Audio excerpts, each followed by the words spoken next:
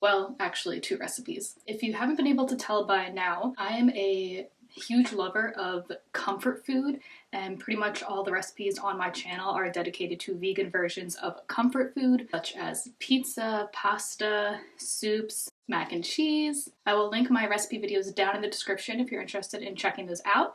However, today's video is just focused on my 2 favorite mac and cheese recipes, vegan mac and cheese recipes. Also, before we get started, just a reminder that in my recipe videos, at the end of the videos, I like to take a deep dive into one of the ingredients from my recipes and just do a fun little overview of the nutritional facts, the benefits, and any other cool information that I can find. So for today, at the end of the video, I'm going to be talking about pasta, which is one of the ingredients in mac and cheese, obviously. More specifically, I'm going to be talking about whole grains, so if you want to nerd out about food with me for a little bit, then make sure to keep watching after the recipe part of the video. Man, there really is nothing better than a great mac and cheese recipe. Well, I suppose the only thing better could be 2 great mac and cheese recipes. Maybe giving it 2 mac and cheese recipes in one video is total overkill, but honestly, if you think that it's overkill, then maybe you should reassess your priorities. No, but seriously, these recipes are very different from one another. First one is going to use some popular vegan cheese alternatives, and then the second one is going to use different vegetables and seasonings to create a really tasty cheese alternative. And I also know that there's a handful of people who prefer not to use the vegan cheese alternative, so I did want to give an option for both. But also, just to make it perfectly clear, I do not advocate for staying away from processed foods. Don't even get me started on how big businesses and organizations are profiting off of convincing people to eat clean and non-GMO and organic and non-processed or whatever. I truly love both of these recipes for different reasons, and none of those reasons have anything to do with the fact that one uses cheese alternatives and one uses produce. Yes, the second recipe might be considered a little more healthy for you, but honestly, at the end of the day, I'm not eating mac and cheese to be healthy, you know? Okay, I'm getting worked up about the whole processed food thing, so anyway. So the first recipe is going to use Violife, am I saying that correctly? Chao, and Follow Your Heart cheeses. Both the taste and the consistency of this recipe are definitely more similar to a traditional mac and cheese made with real cheese. And the second recipe that uses vegetables and seasoning is a bit lighter. It doesn't taste like traditional mac and cheese. However, it is really delicious and definitely satisfies those mac and cheese cravings. Take a shot every time I say cheese in this video. So the first recipe makes about 3 to 4 servings, and these are the ingredients you're going to need. 8 ounces of pasta, any kind will do. I prefer to use whole grains, and I actually used a mix of 2 here, so don't mind the difference in colors. 1/4 cup of plant-based butter, 1/4 cup of flour, 1.5 cups of plant-based milk, 1/2 teaspoon of paprika, and 1/4 teaspoon each of garlic powder, onion powder, and salt. You'll also need 1 cup of Violife shredded cheddar, 3 slices of Violife smoked provolone, 2 slices of the Chao original, and 2 tablespoons of nutritional yeast. The next part is totally optional, but I do recommend making this with like a cheesy breadcrumb topping, and for that you need 1/4 cup of breadcrumbs and just a good sprinkle of more nutritional yeast and Follow Your Heart Parmesan. So first you need to make a roux, which is used to create a thick base for whatever sauce you're making. To do this, melt the butter in the pan, and then add the flour and whisk until combined. And let this cook until it is lightly browned. Next, slowly add in your milk as you continue to whisk until there are no clumps. Continue whisking and allowing the milk and roux mixture to heat until it begins to thicken. Next, add your seasonings. And then begin adding in your cheese just a little bit at a time. And I like to break up all the slices into smaller pieces. As the cheese begins to melt, continue to add a little bit of cheese at a time until you reach your desired consistency. If you like a thick cheese sauce, you're going to need pretty much all of the cheese. If you like a thinner consistency, you may not use everything in the ingredient list, but alternatively, you can always add in some additional milk if things just get too out of hand. And once you're happy with your cheese sauce, it's time to combine it with your pasta, which hopefully you have cooked according to the package directions because I forgot to film that part. So now you can totally stop here and enjoy the mac and cheese just as it is if you want, or you can get a little bougie with it and do the breadcrumb topping that I mentioned earlier. So for this, I transferred the mac and cheese to a 9x7 inch baking dish, then added the vegan parmesan, the breadcrumbs, and some nutritional yeast. And you want to broil this on low for about 5 minutes until the breadcrumbs begin to brown. And hopefully your oven does a better job of this than mine and browns the top a little more evenly, but this was still absolutely delicious. And there you have it. That is my first recipe for vegan mac and cheese. I made my sauce a little bit on the thicker side, but you can totally make yours thinner, like I said, by adding less cheese or adding just a little bit more milk. You could probably use any vegan cheese that you want. I just really love the Violife smoked provolone. It just adds such a good flavor that you don't typically find in mac and cheese. And also Violife is just a great brand, and I think it's one of the better vegan cheeses that tastes really good and melts really well, and that combo you don't find too often with vegan cheese. And I think I use the smoked provolone in my buffalo tempeh peppers recipe, so clearly I love it a lot. Okay, so moving on to the second recipe, we're actually going to be doing something completely different. I'm actually going to be using a vegan cheese recipe that I posted to my channel, I think about 3 years ago now. Obviously, I'll give you guys the ingredients and the instructions in this video. However, if you do want to check out that video and see the more in-depth process, I will post it down below. And that vegan cheese recipe is by far the most viewed video I have on my channel, so hopefully that gives you some sort of hint about how good this cheese recipe is. So I'm just going to go over these ingredients quickly since, like I said, there's obviously another video going more in-depth into them. But for this recipe, you're going to need 1 medium potato cubed, which is about 1 cup, half a cup of chopped carrots, 8 ounces of pasta, I'm using whole wheat macaroni this time, 1/4 cup of water, 1/3 cup of oil, I'm using olive oil, 2 teaspoons of lemon juice, 1/4 cup of nutritional yeast, a teaspoon of salt, and 1/4 teaspoon each of paprika, garlic powder, onion powder, and mustard powder. If you don't have mustard powder, you can also just use like a little bit of yellow mustard, or you can just get rid of that ingredient altogether. It doesn't make that big of a difference. I think it tastes better, but it's really not a big deal if you don't use it. And a few other notes about the ingredients in this recipe, because I get a bunch of questions on my other video that I figured I would just address here before people ask them a second time. So for one, I know some people feel scared or uneasy to use 1/4 cup of oil in this recipe, and I'm here to tell you that one, you should not be scared of oil, especially if you're using an oil like olive oil, which is high in unsaturated fats, and unsaturated fats have many benefits to the body, so it's something that you should definitely include in your diet on a regular basis. Also keep in mind that this recipe yields about 4 servings, maybe more depending on what you're using the cheese for,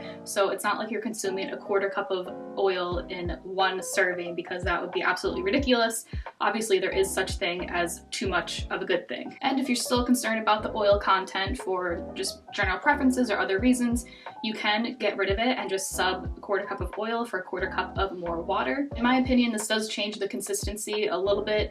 It's not going to be as smooth as if you were to use oil, but at the end of the day, it doesn't make that huge of a difference that you can't not use it, if that makes sense. And the second question that I get asked often is, can you replace the nutritional yeast? And unfortunately, the answer is no. But the nutritional yeast is really what creates the cheese-like flavor in this recipe. It's totally not necessary for the last recipe if you don't want to use it. That's just a preference on my part. But for this recipe, it really is necessary to get that good flavor. And if you don't have access to nutritional yeast in your area, then I'm really sorry, and yeah, I'm really sorry. Anyway, I just wanted to get those questions out of the way, so moving on. First, you want to begin by boiling your pasta to the package directions, which of course I remembered to film this time. While this is happening, you can also begin to boil the vegetables in a separate small pot until they are soft and can be easily pierced with a fork. And once the vegetables are soft, you want to add them along with the water, oil, lemon juice, nutritional yeast, and spices to a blender.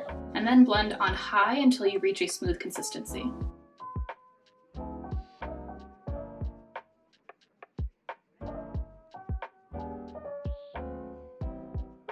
And now all that's left to do is combine the cheese sauce with your cooked pasta and you are ready to eat.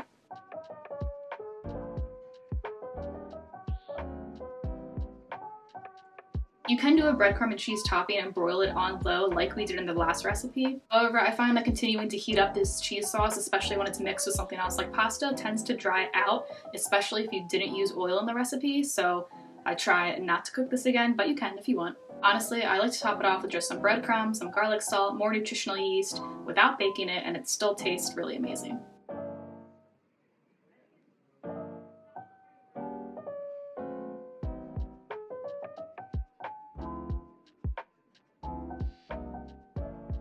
I'm also a pretty big fan of making a side of broccoli to go with my mac and cheese for either of the recipes.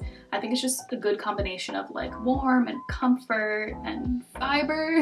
No, I actually really love broccoli and I think the two just pair really well together. And you could even bake the broccoli into the mac and cheese, so that's an option too. Anyway, that concludes my 2 recipes for vegan mac and cheese. If you guys like this video and you try to make the recipe, let me know how it went down in the comments. Maybe even let me know what you like to pair with your mac and cheese. If you watched my last video, then you already know that I'm pretty partial to eating my mac and cheese with mashed potatoes, but perhaps you like a more normal combination, so I'd love to hear about it. Also, be sure to give this video a thumbs up and subscribe. It would help my channel out a lot. I would greatly appreciate it, and I would love you forever. Other than that, if you want to nerd out about food with me for a few more minutes, then keep watching until the end of the video. Just a quick disclaimer. Although I do have a degree in nutrition, I am not a registered dietitian, and by sharing the following information, I am not trying to take the place of or portray a dietitian in any way. If you think you need assistance about your diet, nutrition, your health, or any other nutritional advice, then you should seek care from a registered dietitian or other medical care professional. I simply like to share this information because I think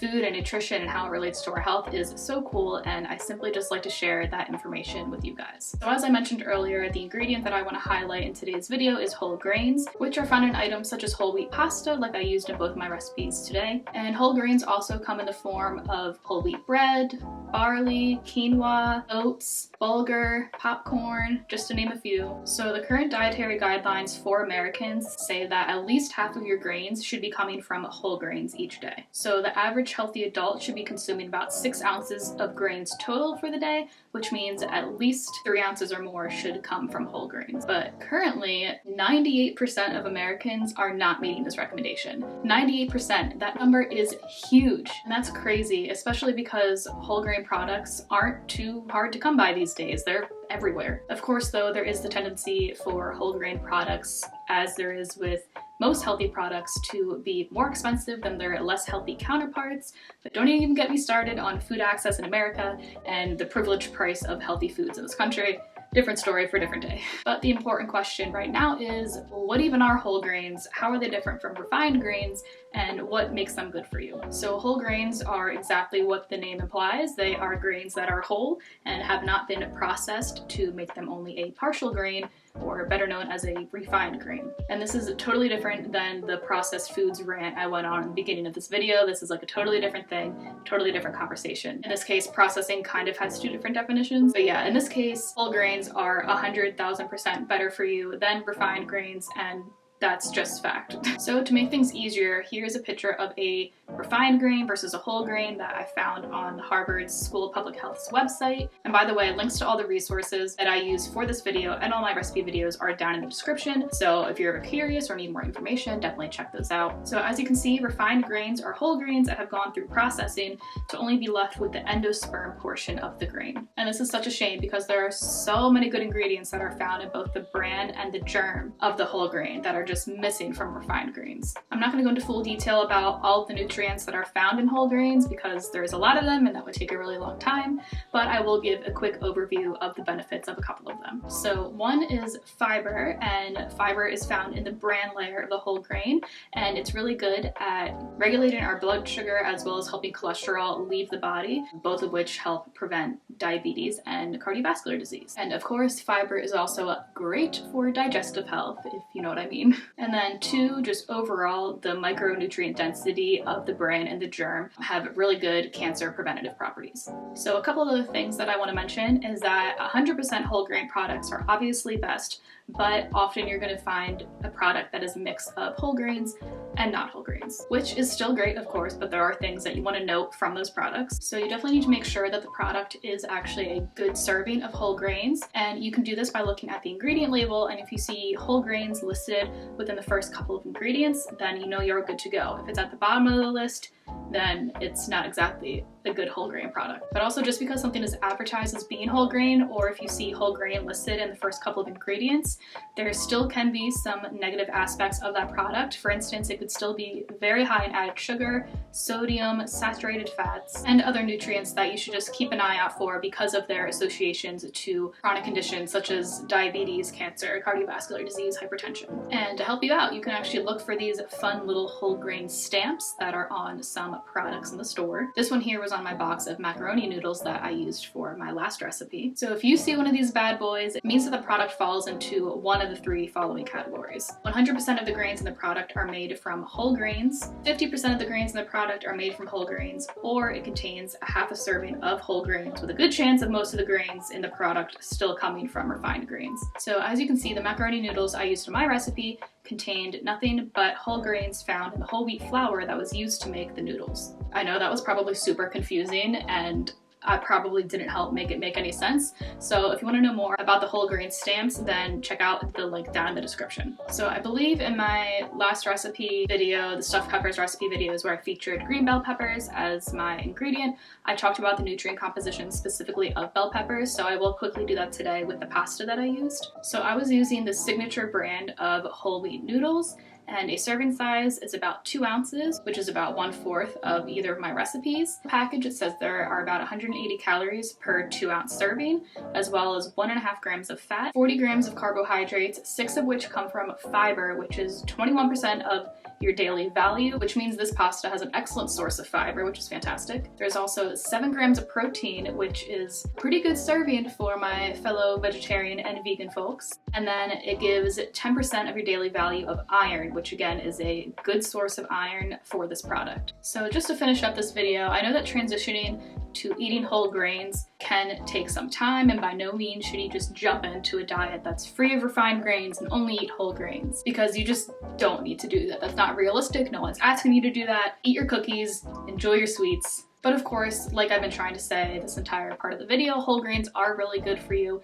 They provide a lot of health benefits. They have a lot of preventative properties. So if possible, I definitely recommend trying to incorporate more into your diet if that is the case. But for sure, it can be an adjustment for some people because the texture of whole grain products are a little bit different than refined products and everything else that you're probably used to. So if you're new to this whole thing, I first suggest just swapping them out in some of your favorite recipes. You know, like don't go from making your favorite Mexican dish with white rice to a completely healthy Mexican dish with brown rice. Still make your favorite Mexican dish. Simply just substitute the white rice for brown rice. Slow and steady wins the race here, my friends. And of course, this is totally easier said than done for some people, so really just take your time.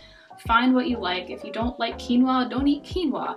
But I'm sure there might be something out there that you enjoy that you never thought you would. For instance, I love whole wheat bread now more than I like white bread. I think it just tastes better. I like the consistency. I even really like buying like the whole grain bread that has grains baked on top and into the bread. I just think it's, I don't know, I just think it's great. White bread can't even compete these days. But anyway, that I think just about ends my rant on whole grains. I hope you guys enjoyed that. I hope you learned something from it. If there's any ingredients or nutrients that you want me to talk about in a future video or future recipe video, please let me know. I would love to keep nerding out about food. Otherwise, hopefully by now you have given this video a thumbs up and you have subscribed, but if you haven't, you should do that now. And yeah, thank you guys so much for watching, and I will see you next week.